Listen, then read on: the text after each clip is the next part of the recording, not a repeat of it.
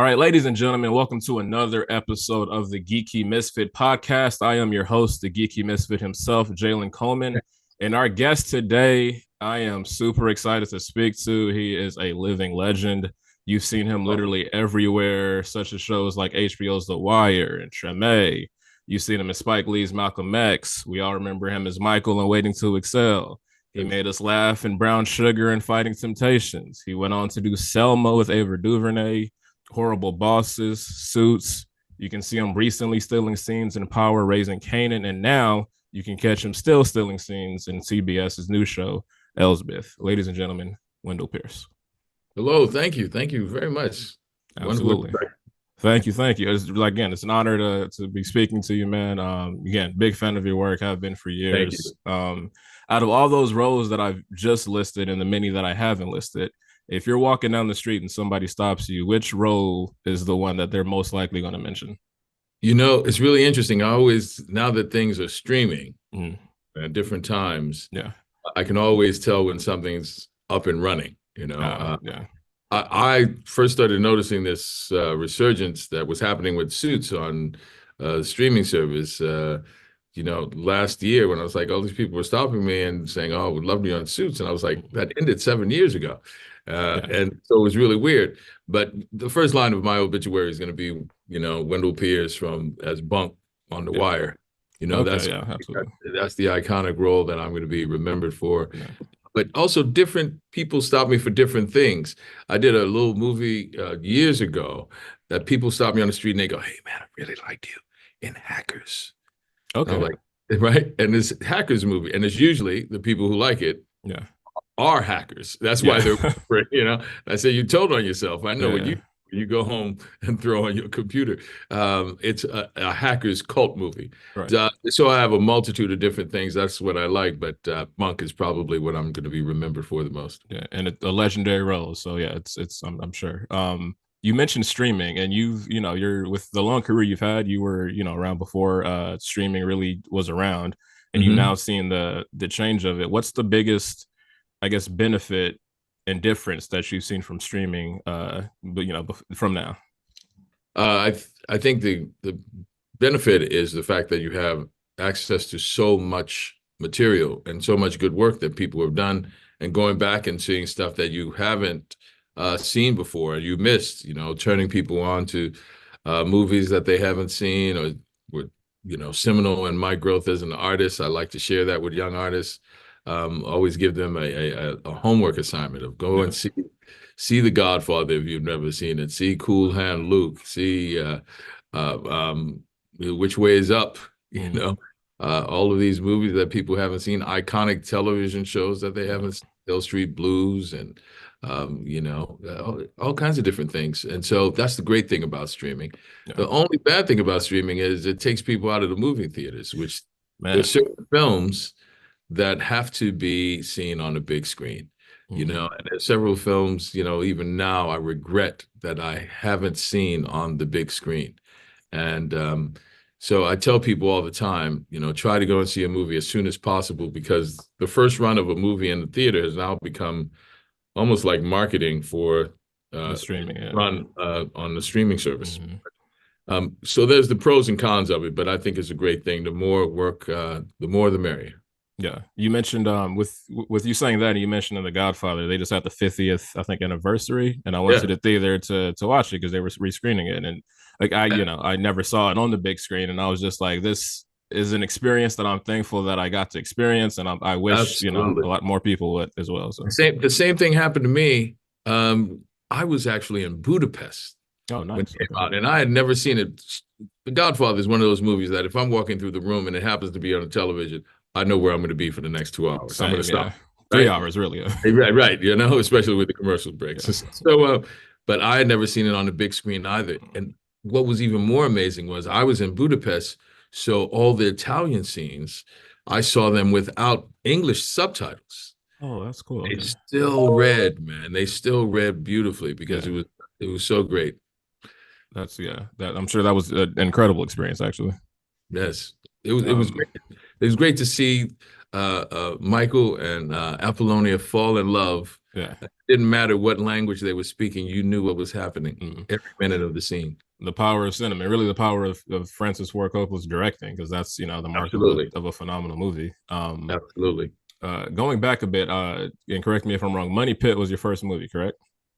Yes, it was. Yeah. What? Yeah. That's well, after Yes, one, I think that's a great first movie. it was um, that was right out of school, man. I yeah. graduated and that was my first job. Oh wow. That's funny. Any Yeah. memorable kind of experiences from that? What was memorable about it was this. First of all, Tom Hanks has been Tom Hanks from day one, and he was just great, loving, Yeah. caring. It's just a great person. Great person. Everything you see in his characters, that's in the character of who he is as a man. It reminds me of Kerry Preston, who I'm doing Elsbeth with here on CBS. She's the same way, a woman who is, just fun-loving and giving, and as quirky as the character is, her humanity is seen through. So they're both alike. That's what I remember. That Tom Hanks was Tom Hanks from day one, but also Gordon Willis was the cinematographer. Speaking of The Godfather, yeah. So when he worked, it was very serious. Gotcha. Absolute silence on the set. Yeah. We were constantly getting in trouble because it's a comedy, so we were being lighthearted. And he would shut up. Yeah. No laughing coming from him. No laughing. Yeah. And Tom Hanks was like, "Oh man, it's kind of hard to do a comedy with Gordon Willis." Yeah. So that was the running joke. Who got Gordon Willis for a comedy? Yeah. He's the great Godfather cinematographer. But it was those are the two memories: Gordon Willis and Tom Hanks being the kind, giving human that he is. Yeah, that's dope. What about Elsbeth attracted you, to this project? Two things. The thing that's always going to be memorable is the work that you do, the people that you do it with, right? Besides accolades and wonderful business and all of that, it's the work that you do and the people that you do it with will be the lasting memory. And in this case, it was great writing, great work from Robert King and Michelle King. They created a great story and a great mix. And for the past decade plus, Kerry Preston has created this iconic American television character that is beloved by people. And it was brilliant on their part that they said, let's put her at the forefront of a piece. And so I thought that was great. The other thing was, it's the mixture of comedy and drama. I didn't even know. People make fun of me. Someone made fun of me this morning, actually, who said, "You didn't know there was comedy in this?" I said, "I know." But it starts off every show with this great thriller, right? The audience sees this great crime happen. They actually know who did it. And it's our heroes going to find it out. How are they going to find it out? And so that's the thing that makes it very interesting. I love that. Good work and the people that you do it with. And that's the thing that's always a great barometer by which you choose material. Got you. And again, over the course of your career, you've got to work with a number of great actors and directors, a few that we've mentioned. What makes a great scene partner and what makes a great director? A great scene partner is someone who's giving, constantly giving. And actually, what makes the work really ring out for you as an actor, the best thing to do is to be giving yourself. A perfect example of that, you may be too young to remember Colleen Dewhurst. She was in the play, The Moon of the Misbegotten, and a young man was in rehearsal, and it's pages of O'Neill monologue that this woman is going through. Yeah. And they're sitting around a campfire, and she walks around with these pages of monologue. And the kid in the scene, just in rehearsal, just to kind of have life, he kind of had an imaginary canteen of water that he would wash out and then put water in and kind of listen to her and drink from the cup of the canteen, right? And in rehearsal one day, Colleen Dewhurst walked past him, saw him, and then stopped, grabbed his imaginary canteen, and took a drink for herself before she went on and did more of the monologue. Yeah, wow. First of all, that was like one of the highlights of this actor. I can't remember the actor who told me this the story. He was in the play with her. It was the highlight of his career. He said it was one of my heroes recognized some of the work that I was doing and inserted herself in it. And actually it ended up in the play. She said, what was great about it, she had these pages of monologue. So she said, you worked in a place where I could get a drink of water. Yeah. so, Right. so they literally had the canteen and water for her. So being given, a great director is there's two great directors who have the ability to make you see their vision, right? And make you consider things you hadn't considered before. In the middle of a fight scene, to say, you realize you're fighting the person that you love the most. Mm. And you're in the middle of a fight, so you're thinking anger, destroy them, all of that. Yeah. And a great director can say, think of this perspective, and it adds something to it that you hadn't considered before. The other great director is the director who has this vision of a scene, and then you come in, and like that kid, hey, I wanted to add this canteen of water here, right? I have an idea. I see it as this. And they are accepting of it. And then they put it in the piece, right? You seem to be a single file. Some Like It Hot. Perfect example. Oh, yeah. End of the movie. They're in the boat. Jacqueline says, well, I'm trying to tell you something. Well, that's all right. You may not like it. That's all right. He goes, oh, listen, I'm a man. Nobody's perfect. Yeah. An ad-libbed line. I never knew that, actually. Ad-libbed line. Wow, okay. By the actor, the director, who's also the screenwriter, said, I always wondered how I should end this movie. And now it's a classic, right? So he allowed that to be in. That was a long-winded answer. It was a terrific answer, though, actually. And I learned something that I really didn't know from a movie that I've adored for years. So no, thank you.